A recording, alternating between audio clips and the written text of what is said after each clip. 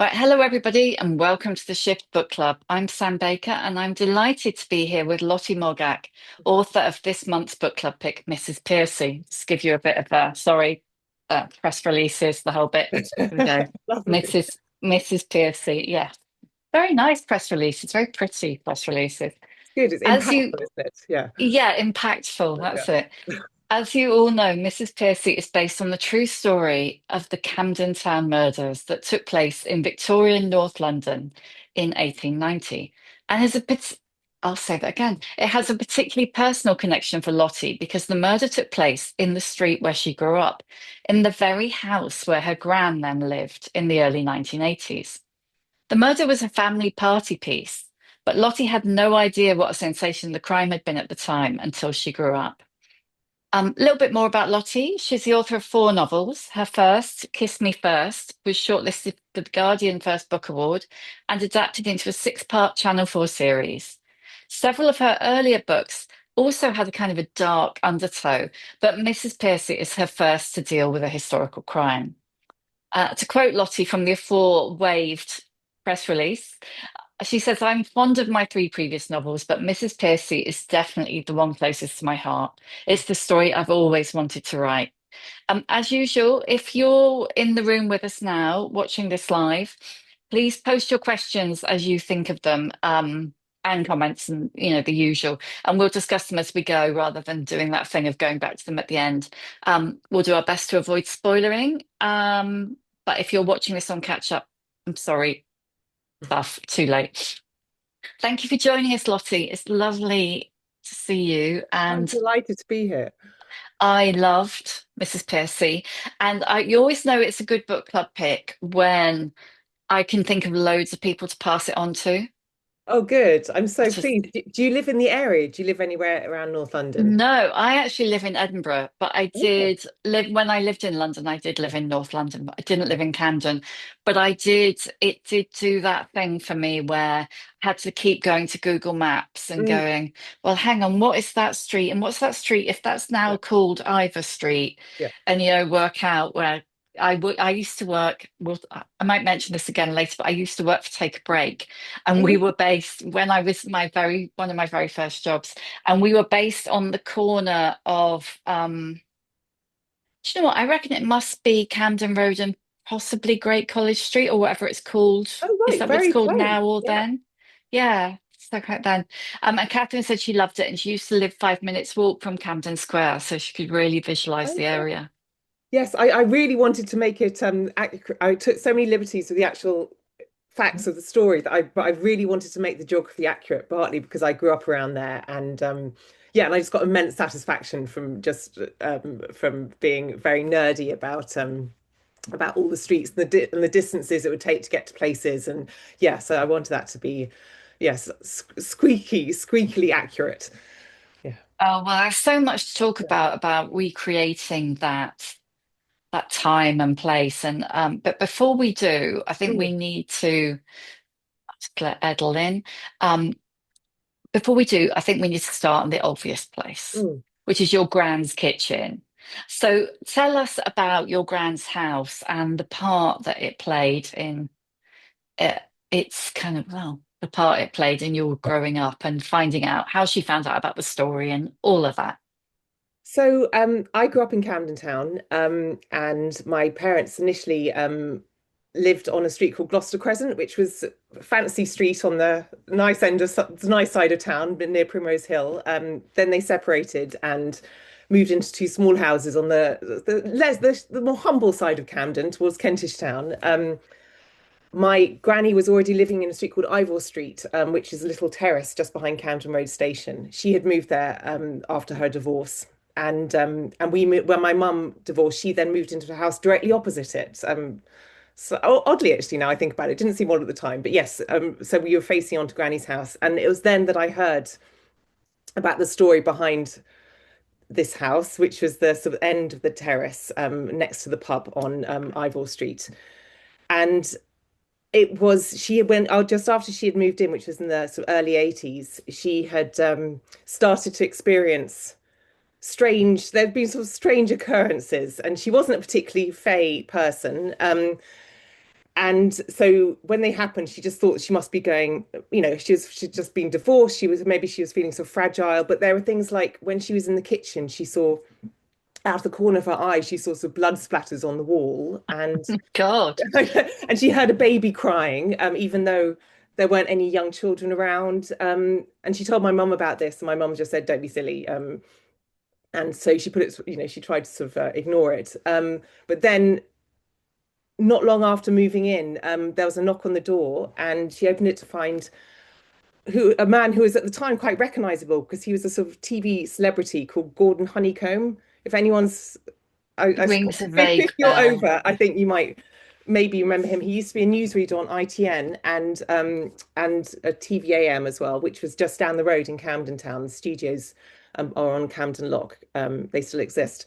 So anyway, but he also had a sideline in writing historical true crime books, and he was writing one about notorious Victorian murders. And he asked my granny how she felt about living in Mary Pearcey's house. And my granny said, "Who?" and Yeah, invited who's him Mary in. Pearcey? Yeah. And he told her the story and explained that this murder was so notorious that the name of the street had been changed. But not only that, all the houses have been renumbered too to try and shed the notoriety Wow. of this address. So after that, she had the house exorcised by her vicar, and these strange occurrences stopped. But that's how I heard about the story. So I was about 8 at the time when I heard all this, and I became very obsessed with this house and with the strange, terrifying woman who had lived in it. Yeah. So clearly the person who sold it to your granny wasn't under any obligation to tell her. No, maybe they didn't, maybe they didn't know because of the number change, the name and the number change. It really wasn't obvious which one it was. And actually online I've seen various people suggest it's another house on the street. So yes, so they may well not have known. And obviously this was pre-internet, so that no searching then. So were you like a spooky 8-year-old? Did you think it was like exciting or was it scary? It was really exciting. I think, that stage where you're just really obsessed with murder. I don't know if anyone else was like that, but Yeah, I was, yeah. yeah, yeah. So, and they had those really sort of fantastic slushy kind of cheap books about, Christie and Rillington Place. And anyway, I remember devouring them. And so having one, like my own one, just opposite was really thrilling. So I would let myself into my granny's house when she was out and sit in the kitchen where it happened and read this book because Gordon Honeycomb, he wrote it very quickly. And so this book was out within a few months. And so I read The Account of the Murder. And it was very useful that the house was unconverted. The kitchen was still, it was tiny, it was so small. I mean, probably like 6 feet square. And it was still Was in it the one of same those place. little ones at the back? Exactly, exactly. And beyond that was a sort of a scullery and the privy. There's even an outdoor loo, the privy in the garden. So it's completely unchanged. The sort of layout of the house since those days. So it's quite easy to sort of imagine yourself back there and really, yeah, terrify yourself by being failing in exactly the same spot as these terrible things. You kind of would think, wouldn't you, that like if you were a little, because but in fact, I kind of get it. If you were like 8 or 9, Mm, that would have been really exciting and funny. But then by the time I was a teenager, I mm. would probably been afraid. Oh, really? Yeah, Yeah, maybe. Yeah. Yeah, maybe. I think you're right. Maybe you start and you've got some more, maybe more imagination, or you just know that more awareness of that bad things can happen in the world rather than just being these kind of, at a remove in stories, maybe. Yeah. so tell us about making the decision to look into it more and write the book because like you said it's the book you've always Mm. wanted to write and it does seem like a gift to a writer to have that story. What was it that made you decide to write it at this point? But it's such a good question. I don't know why, as you say, I've written 3 novels before this, but it just did not occur to me until I think it was yeah, no, it was just right at the start of lockdown, and which was such an odd time anyway. And I remember going on a walk through Camden and thinking about my childhood. You had sort of space to think. And anyway, everything, it felt like sort of everything had stopped, hadn't it? And you just had anyway. And so I didn't usually wander around Camden and think about my childhood, but I did. And then and went to Ivor Street to the street, and I started thinking about her. And I started Googling. I realized I didn't really know the full story. I knew the vague bones of it, but I didn't really know the full story. And so I Googled it. And because we moved in there, there wasn't, when I was first became interested in it, it was pre-internet. So I hadn't fully explored it. So when I Googled it, I just was astonished to find how what a sensation it had been at the time. I assume she's not really a household name now, and I hadn't, No. most people hadn't heard of her. So, but at the time, she was. I mean, yeah, she was probably the most famous, name in London for the months of, between the murder, the bodies being discovered, and when she was executed. She was just, yeah, people couldn't get enough of the story, which is unsurprising. I suppose, she was female and young and pretty, and she killed, I think female murderers, they typically use poison. That was a sort of, that's how, it was a sort Mm. of trope, the Victorian trope, wasn't it? But she killed her female adult victim so with a knife, and it was so brutal that at first they thought Jack the Ripper was back when they found the body, because it was just, she was almost decapitated, and it's extremely rare for a woman to kill with that kind of ferocity. So yeah, they were just, and then obviously the detail of her, with the pram and this image of this, this sort of warped motherhood. Yeah, it was everything. It just had everything, and it had a lover. It had sort of the salacious side because of her, the reason she did it for supposedly for to because of sexual jealousy, and it just had it really did have it all. And so when she was executed, so that's not a spoiler, No. but when she was executed, Madame Tussauds put up an exhibition, an exhibit of the murder scene, which is what they did in those days. They're a bit quiet about that side of their history now, but yeah, they would swoop in after a terrible crime had been committed and buy up everything they possibly could connected to it. And they brought up the pram and all the contents of this kitchen, and even the sweet the baby might have been sucking before she died, and very morbid.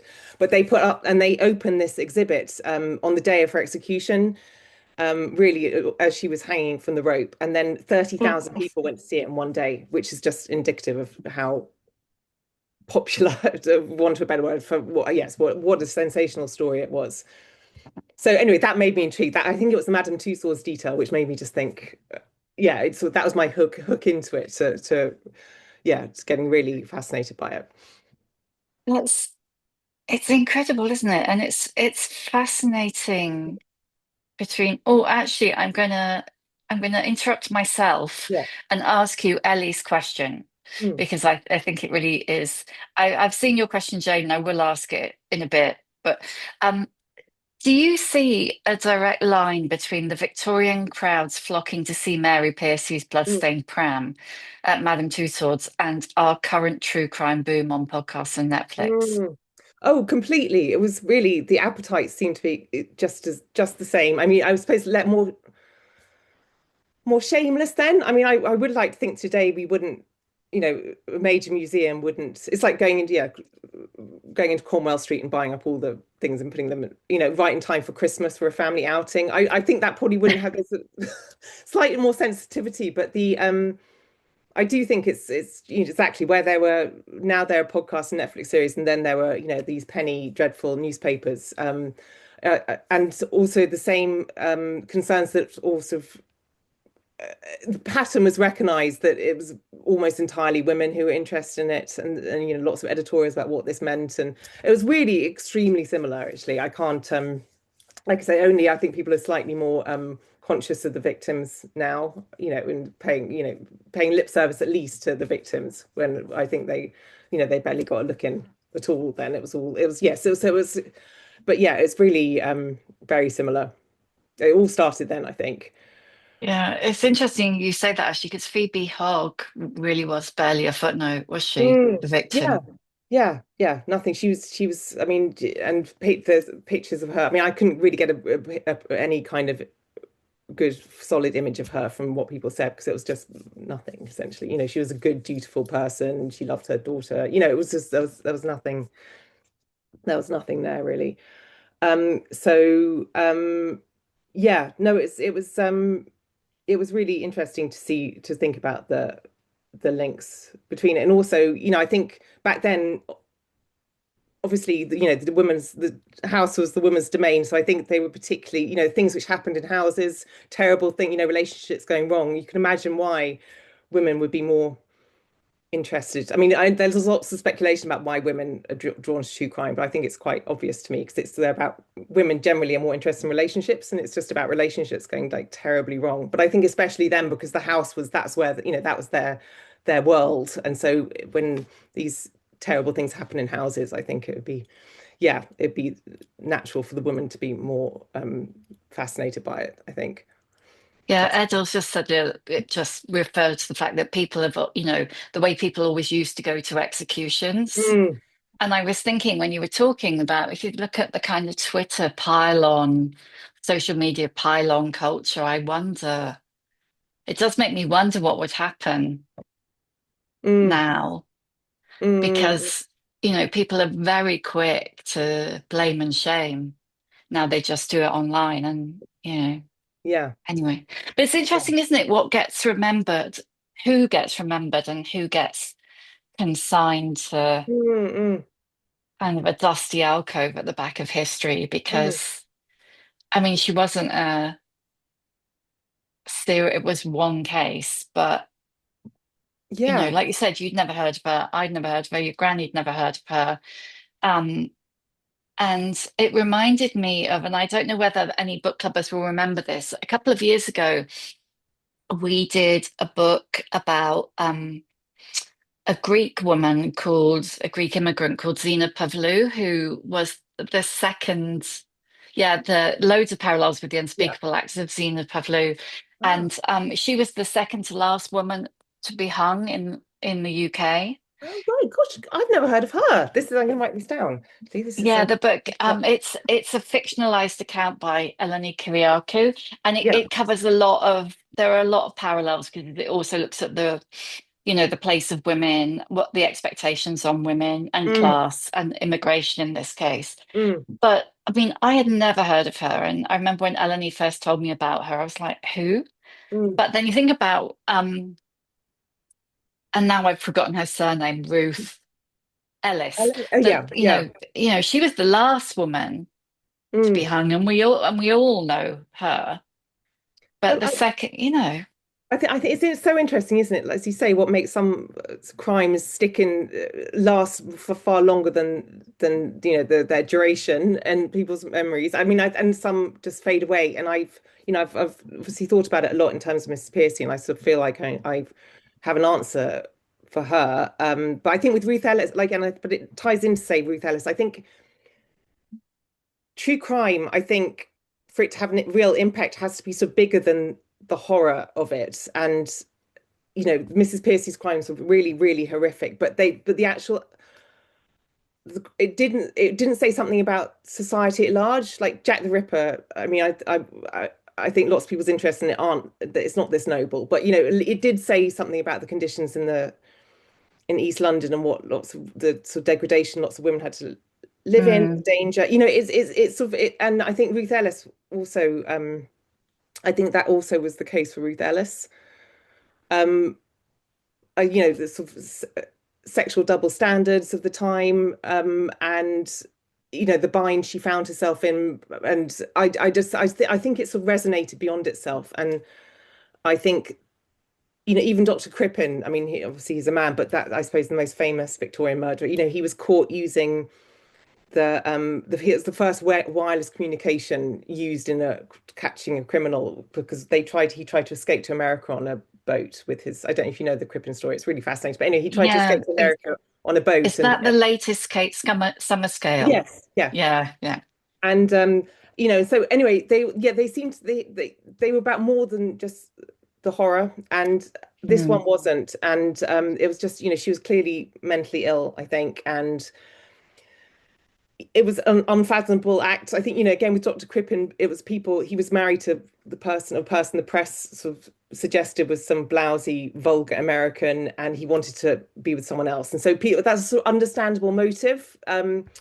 Even if people were horrified by what he actually did, they could sort of understand they could In relate to the feelings. society by the social mores of the time. Yeah. Yeah, exactly. And but she, it was just completely senseless. And even if you just about imagine her killing the wife because she was his love rival to then also kill the baby. It was just, yeah, it just didn't make emotional sense to people, I think. And yeah, as you say, there's no mystery to solve. And she was a strange, opaque character who clearly, she'd never confessed and she never really explained. And she, what she did say was sort of, I think, made up, so it was impossible to get a grasp on her either. So I think all these things combine that when the horror of the actual crimes receded, then she just sort of evaporated. There was no Yeah. one after her death also, no relatives who tried to sort of exonerate her or explain her. She just disappeared.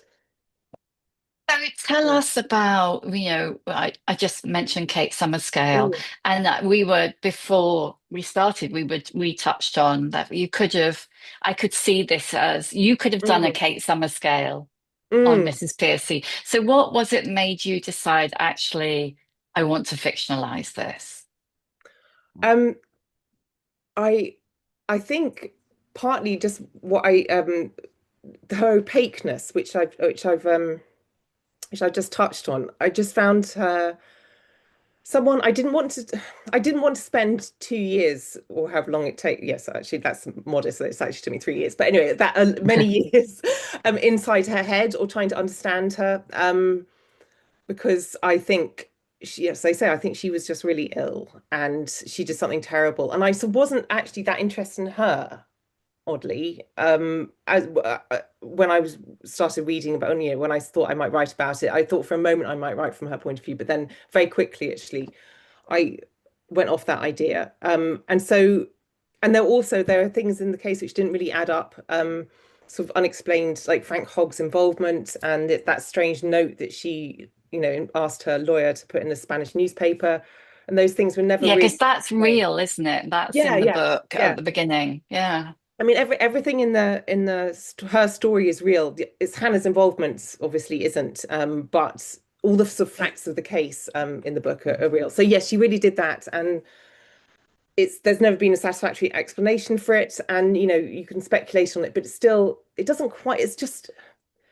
It just doesn't quite add up. But yet, I don't think there's a mystery to it because I think she did do it. So I don't think it's that fantastic a story actually. And I think it sort of lent itself to fictionalization because I could imaginatively fill in the gaps. I could speculate on about Frank Hogg's involvement and what that note meant. And also I could try and make it mean something. We were talking earlier about it not sort of having any meaning beyond its horror, and I wanted it to. So I thought, and the way to do that, I thought, was to have someone else involved, this fictionalized character, Hannah, who through it, starts to think about her received opinions about love and marriage and a woman's place in the world. But I thought that was the way into it. But yeah, it just didn't. Maybe Kate Summerscale could have made a really fantastic story out of it. But I just there were too many sort of weak spots, actually, I thought. Yeah. Yes. Did you feel, I mean, there's nobody left alive to libel, is there? I mean, it's not Mm, like you're writing about, for instance, Hillary Clinton. yeah. But did you feel like conscious of the line between fact and fiction? Did Mm. you have boundaries or not?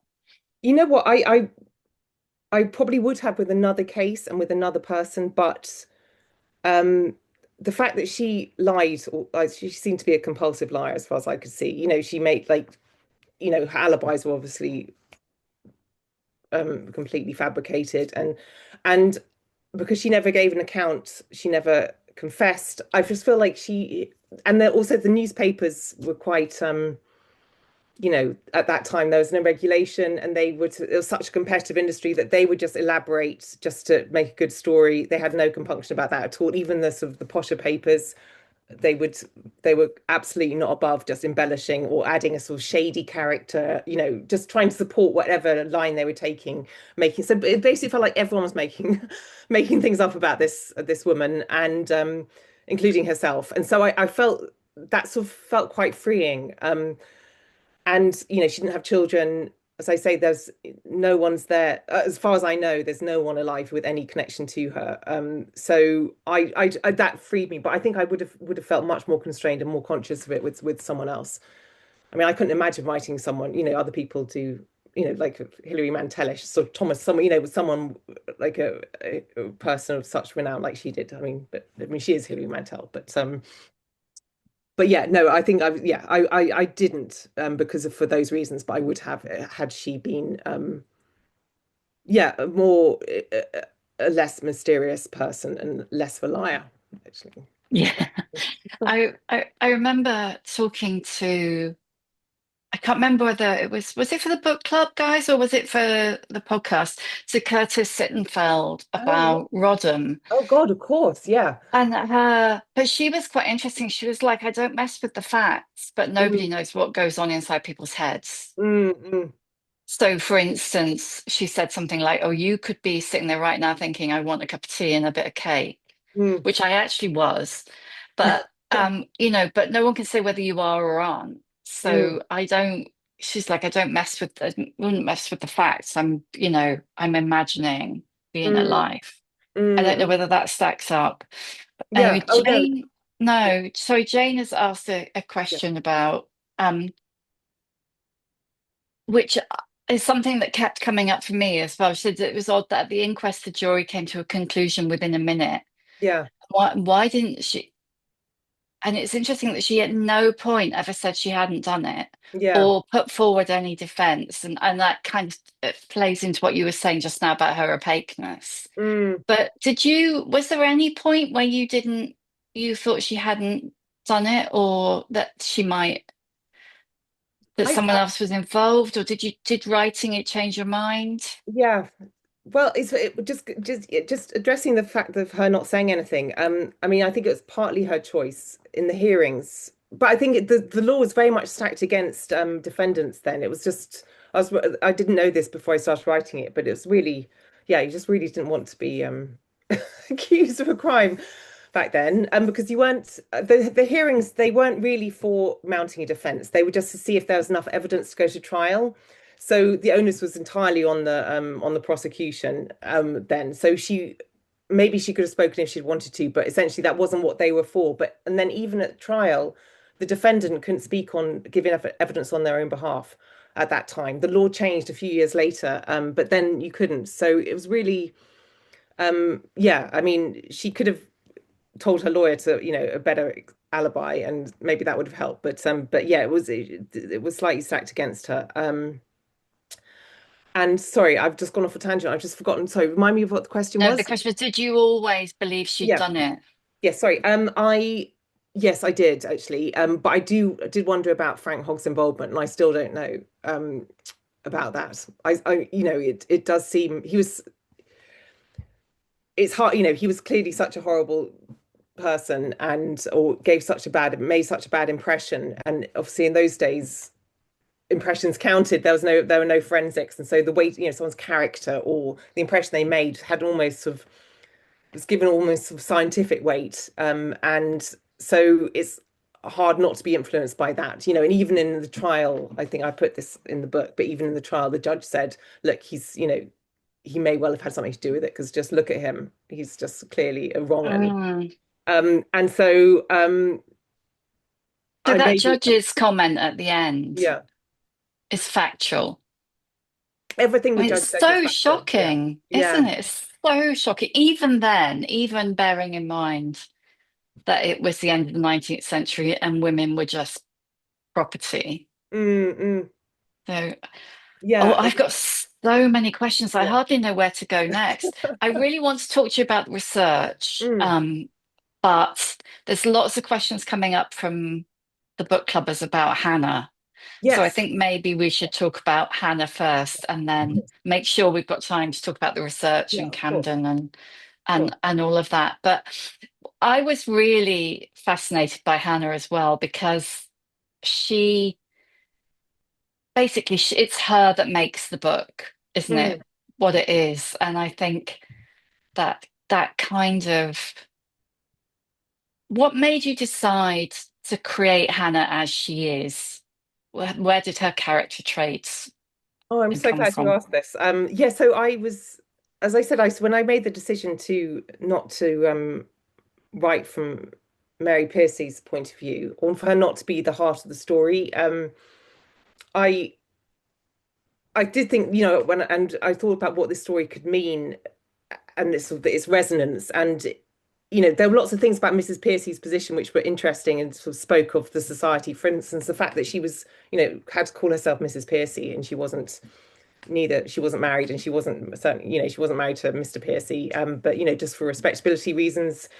Um, and yeah, the fact that she had this sort of nebulous position in society, and she wasn't, she was sort of a kept woman, but because she wasn't on the streets, then people sort of vaguely disregard, they sort of pretended that she wasn't, and it was all very, it was sort of murky, but it was still, it sort of seemed to say something about that tail end of the 19th century when, the traditional values were still being clung to, but yet things were slightly changing, or there was change in the air. And so that's what I wanted to explore. And so anyway, I thought I would make a character who is the same age as Mrs. Pearcey, but from who is, is a different, from a less damaged person, and someone, from a more stable background, who's just going to go down, going to go down the expected route in life and do what her mother did and what her grandmother did. And then through her engagement with Mrs. Pearcey, starts to sort of question the received ideas she has on love and marriage, and a woman's place in the world. So that was the sort of start of Hannah. And then once I thought of having a character of the same age, I was very keen that she wasn't an anachronistic woman. And there's so many Mm. historical stories now, whether, it's with a proto-feminist kind of lead who's feisty and, bucking against the system. And I understand why people do it, because it makes it relatable to modern listeners and viewers and readers. And it also, has inbuilt conflict, because obviously they're fighting against the constraints of their society, and makes it exciting. And I do understand it, but I just really, really didn't want to do it with her. I wanted her to be of her time, because I was very interested in what it might have felt like to be, whether you thought that things might change, or whether you just assume your life would be exactly as it had been for your, as I say, for your mother and grandmother.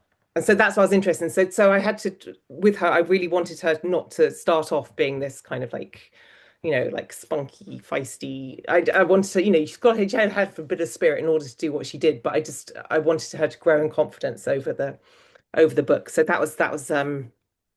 yeah, was in my mind the whole time. I did tons of research to try and find out what it was, what the average woman on the street would feel about issues and about marriage, rather than what we sort of, from this distance and with the hindsight of the women's Mm. movement, we know it's coming. And also we usually hear about the women who, the pioneers and the rebels, and they're the people that we remember. And yet there were these millions of women who, were okay with the status quo, or didn't think about it or whatever. And that they were the people I wanted to explore. Well, it was, as far as most of them were concerned, it was just how it was, Yeah, wasn't it? it I was mean, how it was. And I think if you had a nice-ish husband, and then I think it probably could be quite a nice life. If you had money, if you had enough money for servants, you didn't have to do the drudgery.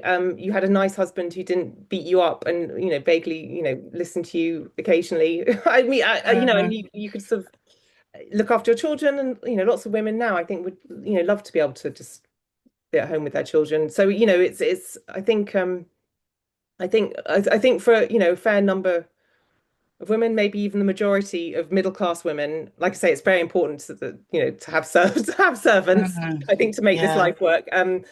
But I think might have been horrified by the thought of going out and having to earn money and being, part of the outside world. The messaging also at the time was really convincing. I spent a lot of time reading the girl's own paper, which I use liberally in the book. Yeah. I really loved Oh, I love that. I it. mean, Nicola said she loved those quotes, and I Yeah, absolutely love that.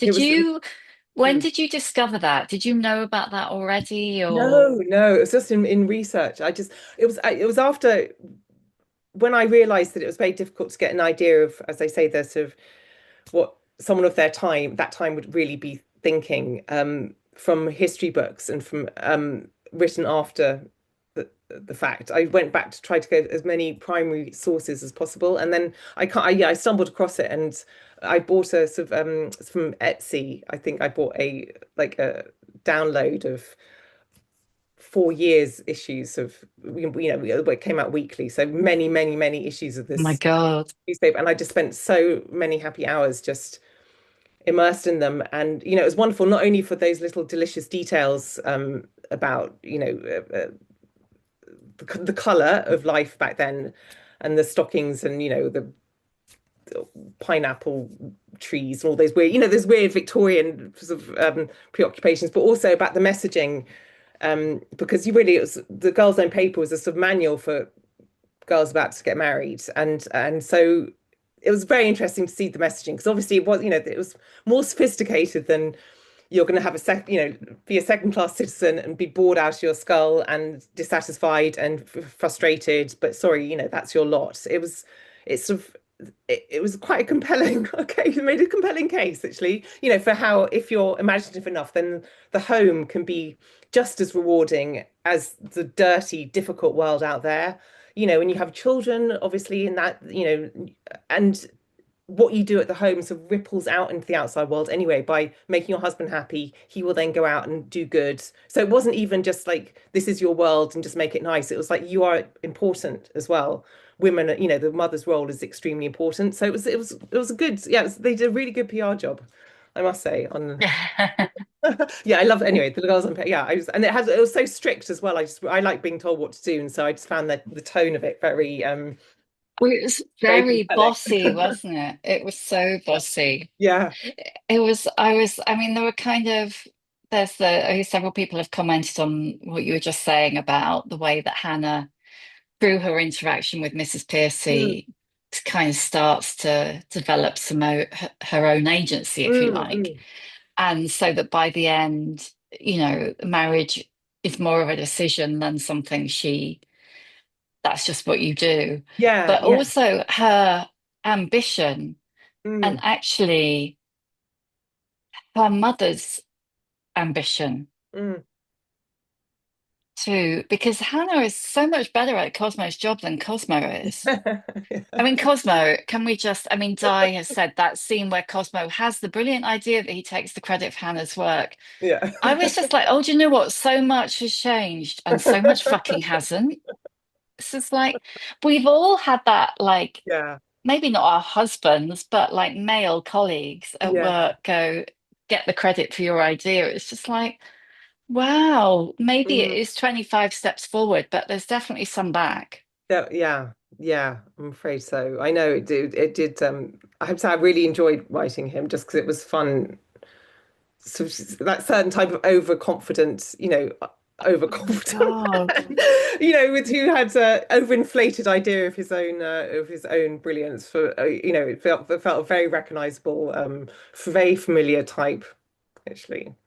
Yeah. Um, I mean, I so thought yeah. you did walked a really like solid line between in tone and in kind of Hannah's perspective as well. Like you were saying about you didn't want her to be anachronistic. Mm, And I think one of the things that often happens with historical fiction, crime or otherwise, is mm, that um, the language that's used is either like jarringly modern mm, or like kind of tweely old wordy. And you mm, did I think a really good job of never making the reader feel out of time, mm. Oh, if you know what good. I mean. That's so nice to hear. I did. Right at the beginning, Jane when we were talking about Camden, Jane commented that she felt like she was transported back in time, and I think that was partly to do with all that the research that you'd done on Mm, the location and the kind of the detail of the things in people's houses and what it was like being on the streets, with the newspaper vendors mm. and all of that and the the vehicles. But it was also to do with the language. And I have to say, there was one word that I absolutely loved. I'm betwattled. And Oh, I it's think I good, may isn't have to steal it? betwattled. It's really, I know, I had to, I made myself be very, I was very strict with myself about using so many fantastic Victorian slang words. And also, yeah, partly so it didn't seem, as you say, like this sort of pastiche, but also because I suspect that they weren't used that much. It was the kind of thing which, if you had a list of slang words now, which we all apparently use, and actually we wouldn't use many of them. I feel like it might have been slightly the same then. Like there's be one person would have said it once in a book, and it had been turned into this sort of this thing which you just heard all over the street. So I was very judicious with them, but I did love that one. And the other one was seedy for hungover. I thought that was just because we Yeah. almost use it, but it was just slightly different enough just to sort of hint at it being a different time. But yeah, I actually wrote it pretty much in contemporary dialogue, and then I just because I was so keen for it not to be not for, there to be nothing jarring at all in that kind of like I say in the slightly Francis Spufford, or there are writers who can do amazing pastiches of Victorian and Michelle Faber and stuff. But yeah, I didn't think I could pull it off, and I didn't want to because I wanted with this book, I really wanted to emphasize how close it was. It was 130 years.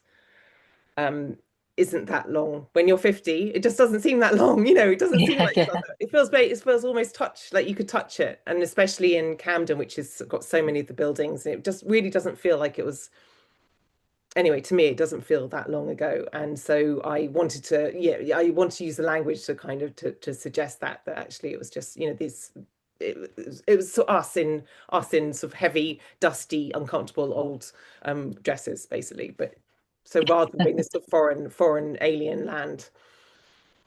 Yeah, I mean, if you think about, I mean, no one can afford to live in Camden anymore, but Mm, thinking back even to the kind of late 80s, early 90s, mm, which was when I first encountered Camden, it still had then that kind of quite unusual social mix. mm, It was neither posh nor grotty. mm. It wasn't, for the purposes of Mrs Pearcey, it wasn't Town, Yeah, but it yeah, also wasn't, like you said, it wasn't Gloucester Road, Gloucester Terrace, yeah, or yeah. Yeah, no, it's always had, and in fact, I found Charles Booth. I don't know if people are aware of Charles his poverty maps of Victorian London, which were in which this campaigner went around and sort of went through the whole of London and marked each street with a different colour to show how poor it was, and black was were the slums of the Covent Garden, and I think yellow or red were the poshest place in town. And Camden is just I think the most varied of them. And it's yeah, so it was then, and you're right, it was still when we lived on Gloucester Crescent, which as I say was this very fancy street, which Alan Bennett lived on it, and but just behind it is Arlington House, which is a massive Victorian working men's hostel full of homeless men, and it was just really just next door, and that always seemed to me to sum up Camden. So you'd hear, there's a bottle bank at the end of Gloucester Crescent, and on the Gloucester Crescent side of it, it was, full of the Chianti and, all the wine, and then on the other side, it was full of, the special brew cans from Arlington House, and so yeah, it really it does feel like you're right. Normal people can't really live there, but there is a lot of social housing, so it's still got that quality to it, actually, I think. so there's a couple of comments about Cosmo. Mm. The comments. Yeah, Elaine was just saying she loved Cosmo going off to do a stint in an asylum and not being able to stick it, when the female journalist in America had Oh done yeah, it, yeah. and that Hannah didn't, help get him out. Mm. So Yeah. did you, and Susan has asked, did you ever consider, I don't know if anyone hasn't been, do you ever consider a different outcome for Hannah and Cosmo? Oh, that's such a good question because yes, I did. Um, when I first started, I thought she wouldn't marry him, and then after researching it, I realized what a big deal that would be. Like I said, because I wanted her to be of her time, and to not marry would mean she didn't feel she had anything. She hadn't been equipped to make money, really. She may have been, a little, the odd piece in a newspaper wouldn't support her. She would have to live alone or with her mother. It was just a massive, massive decision. And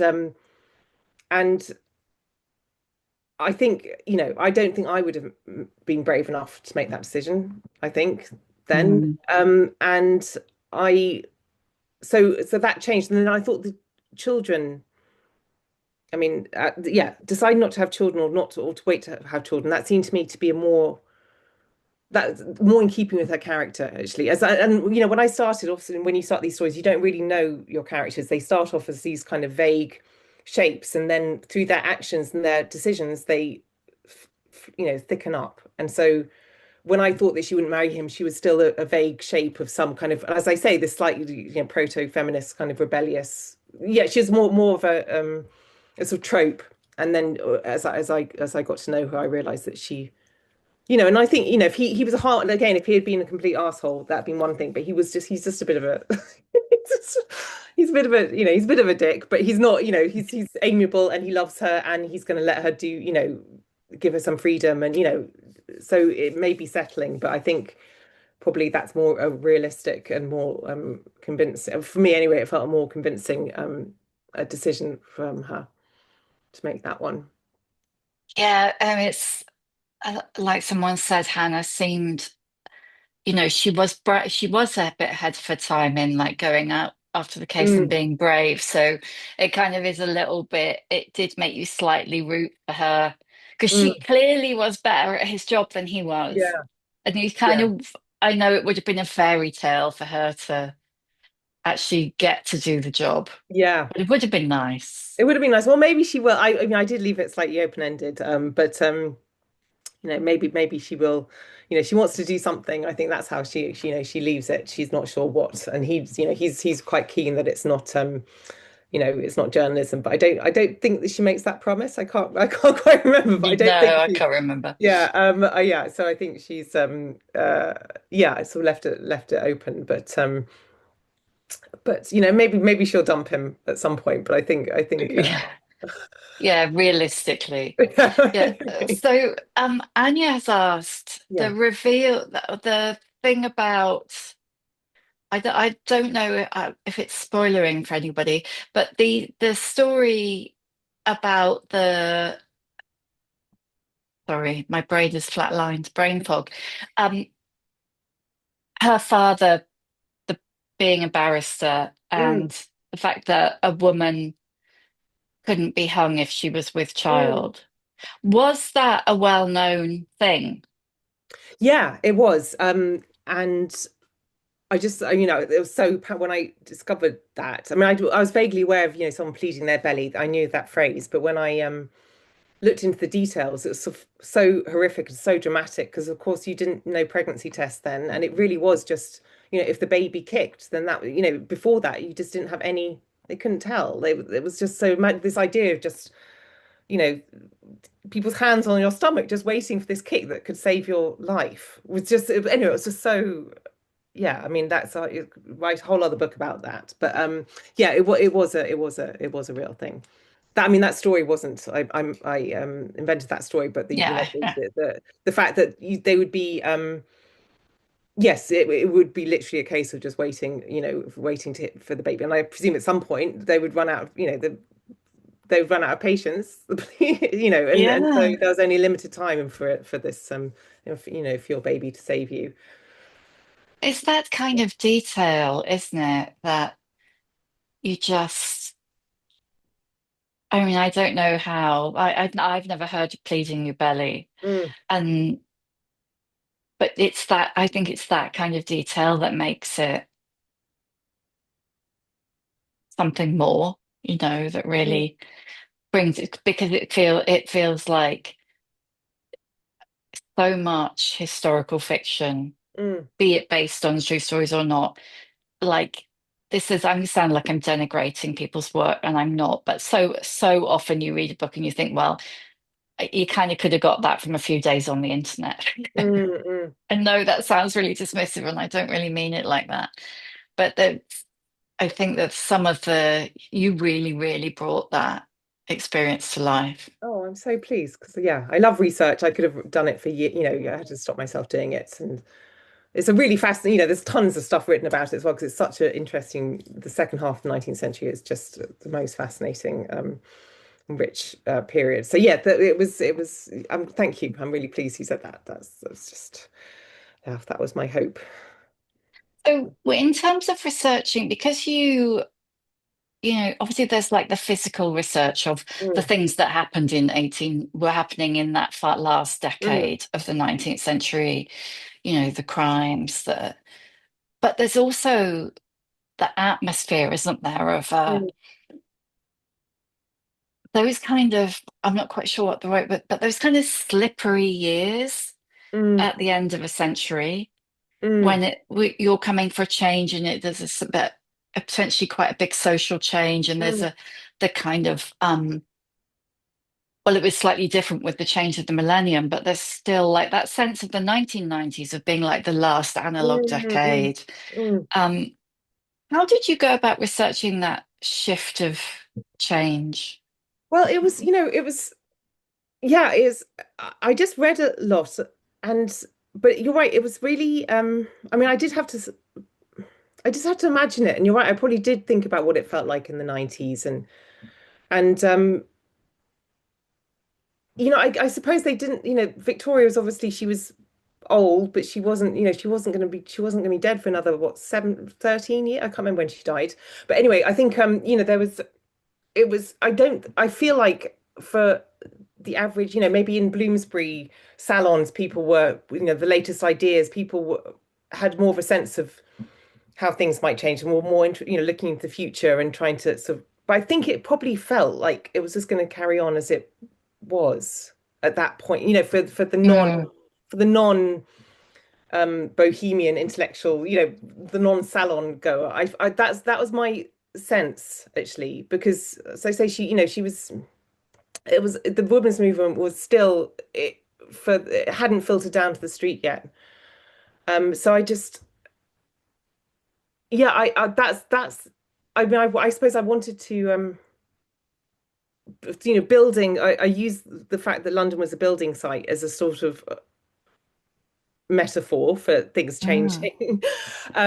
So I suppose that was the way I approached it rather than because I really wasn't sure about what people would like I say my feeling was that people would not feel that things were going to be very different in a short space of time, which they were. I because maybe none of us really know that, but you maybe that sort of feeling in the air. I feel like yeah, I tried to get that through the sort of the chink of the the builder's trowels because London really was just a massive building site at the time, which is another thing I realized in my research. If you look at building, go around London and look up at the buildings, they all seem to have been built in like 1892 or 1891. It was just, yeah, it was such change going on. And obviously being built out as well. Hampstead then was just fields and, that really wasn't very long ago. It was just, yeah, the expansion was just vast. So I think London itself the change in London was just obviously inescapable and vast. And so, um, but in terms of people's feeling that their individual lives were changing, it's very hard to tell from this distance. yeah, that's also a thing that you tend to know in retrospect, isn't it? Yeah, But yeah. like when you mentioned all of the building work, Mm, that was so interesting. That sense that that whole swathe of North London, Kentish mm, Town, Chalk Farm, and further out, mm, uh, uh, that it either didn't exist or that houses were 10 or 20 years old. They were mm. new builds. Yeah, yeah, yeah, yeah. That was a really, I remember the first time you mentioned that, I remember that really being brought up short Mm, oh my God, all these houses that we think of as beautiful, mm, historic, kind of stucco mansions or terraces or whatever. Yeah, mm. they'd literally just been put there. Yeah, and people complained about them in the way that people complain about the new towns being thrown up in the Cotswolds, whatever. So that was just this hideous red brick. People, it was just for the established, some middle classes. It was a favorite subject about, how horrendous London was becoming and how the character was being ruined and stuff. So it was just really, yeah, I love all that stuff too. So I'm really every time you get a detail like that and it really sort of just plunges you into like right back 130 years, doesn't it? Just you can just the fact that people's complaining about the same thing. I love that. Did you do how much of your, I mean, you started this in lockdown, so how Mm. much of your research did you actually do off the internet? Um, I bought a just vast number of books. The British Newspaper Everything's Library. a shopping opportunity. Yeah, well, quite. And but the newspaper archive was the most, that was the most valuable thing, which you do access it online. But it just has records of every single paper, which is, for the last however many 250 years or something. It's just an amazing resource. So and actually with with her story itself, everything almost everything came from newspapers.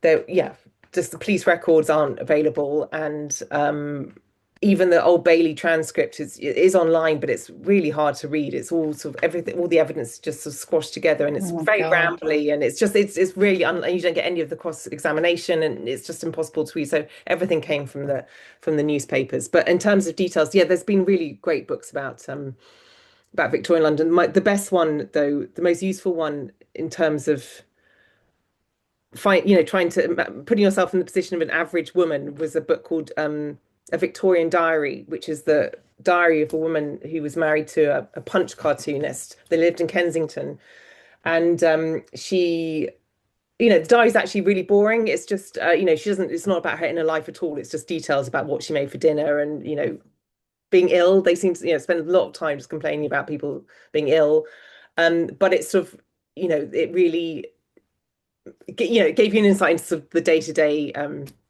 life. The house there. If you've seen Room? I presume everyone's seen Room with a View. But Cecil, Daniel Day-Lewis's house in Room with a View is the house which this woman lived in, and it's still this time capsule in Kensington, and you can go in. It's exactly as they lived in it. It's a really wonderful place to visit. So that was good. So primary resource as much as possible, but a lot of it was online, just because, like I say, that's where the newspaper archives and where my girl's own paper, that was all digital as well. Oh, Yeah. I need to explore that more. Yeah, Um, yeah. I'll we, send you the PDF. oh, You do. can, yeah, the next 2 years of your life will be spent going through it. I really don't need much encouragement to go off down the research rabbit hole. We did lots of talking about North London at the beginning, and Amy joined a bit later on, and Mm. she's a West Londoner, so she said she loved the references to the steeple at St Mary Oh, Abbots, good. and Oh, good. yeah. Yeah, I'm not a Um, West Londoner, so that was my that was like that took some research because I've never seen it. I just had to look that up. we're out of time, so can I Oh, just ask you one more question, which of course. is kind of what next? Have you got an Oh, appetite now for historical fiction? I absolutely love doing it, and yeah, especially now in this terrible time we're living through. It was so nice to be able to Mm. escape back then, and I would love to do another one. Someone suggested actually there was another murder in 1907 also in Camden Town, and it's also called the Camden Town Murder. It was a competition see for that title, um, and suggested that maybe Hannah could investigate that. It was like 17 years later, so she'd be, a middle-aged woman. Anyway, so that was a thought. I'm mulling on Yeah. Yeah. Oh, you'll find yourself in a pigeonhole if you do that. that. I know. I Um, would nice pigeonhole to be in, but you're right. I mean, it's just a thought. I've got a few thoughts in the back, but I've nothing's really. I so love this book, and the story was so fantastic. Everything else just seems a bit feeble in comparison, actually. So I'm still waiting for the idea that's going to really. still waiting for it to strike. Yeah. Um, Catherine's just said she lived off at Oh, right. Agar Yes. Grove, Oh, where that yeah. one Yeah. happened. So you Yeah. definitely should do that. Yeah. Um, I'm Okay. just All right. gonna Well, yeah. Okay. Well, maybe that's maybe I will. It's a good. It was a very juicy murder. And much more famous, oddly, I think, than Mrs. Pearcey. But I need to know what was it? so I can't remember his. It was a man who killed a prostitute. And but it was a the actual trial was famous because he was clearly guilty and he got off. Unlike Mrs. Pearcey, he had a very clever lawyer who managed to somehow get him off. So that's why it was known for that, and also because it was about prostitutes and everyone in that salacious time, everyone they like that because it's had that wint of sort of wantonness about it as well. So yeah, but I can't remember what he's called. But if you Google the Camden Town I'll murder, Google it. yeah, you'll find it both this one and that one competing. Well, before we wrap up, I'm just going to steal a minute to tell the book clubbers about next month's book. Um, Usual thing, you get a little bit of a advance warning because I'll send the email out maybe tomorrow if I get my act together. So next month we're doing Based on a True Story, which is by Sarah Vaughan. Sarah, you might have heard of, wrote Anatomy of a Scandal, which was made into a Netflix Mm. drama. Can't remember who was in it. I want to say Sienna Miller, but I could be wrong. Anyway, that was about a scandal in Parliament. This is about a writer in her 70s who turns out basically to have been telling loads of lies. So if you want a copy of it, you know where I am. Get in ahead of the crowds. Um, Thank you, Lottie. I Oh, it's think we such could a have talked pleasure. for hours I and know. hours about Mrs. Pearcey Thank you, so and and everyone's brilliant about questions. Hannah. Thank you so much. I really appreciate it, everyone turning up on this evening when there's so much good telly on that you guys got here. So thank you so much. Oh, thank you for joining us, and thank you everyone else for coming. And I will see you guys next month. And Lottie, thank you. I really No appreciate it. pleasure. I thank you Thank so you. much. Thank you. Bye All right. bye. Bye bye.